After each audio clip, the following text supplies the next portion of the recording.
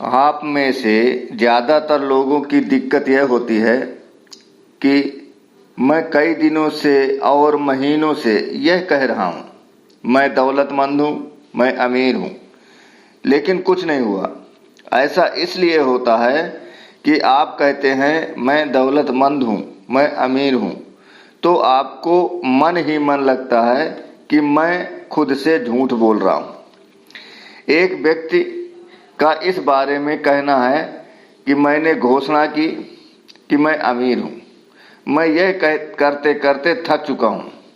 स्थितियाँ अब पहले से ज़्यादा खराब हैं। अपनी अमीरी की घोषणा करते समय मैं जानता था कि यह सच नहीं है। इस तरह की घोषणाओं को अवचेतन मन स्वीकार नहीं करता है। यही कारण था कि उसने बाहर से जो घोषणा की और जिसका दावा किया उसके विपरीत परिणाम मिला। आपकी सकारात्मक घोषणा तब सबसे अच्छी तरह सफल होती है जब वह विशिष्ट हो और मानसिक संघर्ष या विवाद पैदा न होता हो, जैसे कि उस व्यक्ति के उदाहरण में बताया गया है। उसके कथन से स्थिति और बिगड़ गई क्योंकि उसने वित्तीय तंगी की भावना की थी। आपका अवचेतन निरर्थक शब्दों या वाक्यों को स्वीकार नहीं करता है। यह तो सिर्फ उन्हें स्वीकार करता है जिन्हें आप सचमुच सच मानते हैं। अवचेतन मन हमेशा प्रबल विचार या भावनाओं को स्वीकार करता है। जिन लोगों को यह मुश्किल लगता है उनके लिए इस संघर्ष से उबरने का आदर्श तरीका यह है कि इस व्यवहारिक कथन को बार बार दोहराएं, खास तौर पर सोने से ठीक पहले।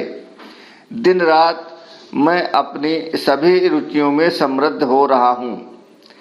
इस सकारात्मक घोषणा से कोई बहस नहीं होगी क्योंकि यह आपके अवचेतन मन की वित्तीय कमी की छाप का विरोध नहीं करती है।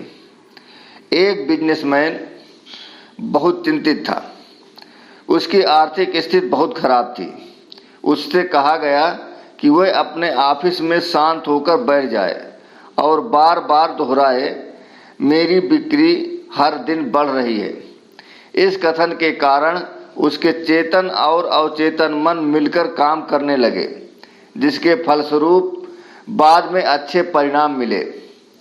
जब आप इस तरह की बात करते हैं, काम चलाने के लिए पर्याप्त पैसे नहीं हैं, काफ़ी तंगी है, कर्ज की किस्त नहीं चुकाने के कारण मैं अपना घर गंवा दूंगा आदि। जब आप भविष्य के बारे में डरते हैं तो आप एक कोरा चेक लिख रहे हैं और नकारात्मक परिस्थितियों को अपनी ओर आकर्षित कर रहे हैं।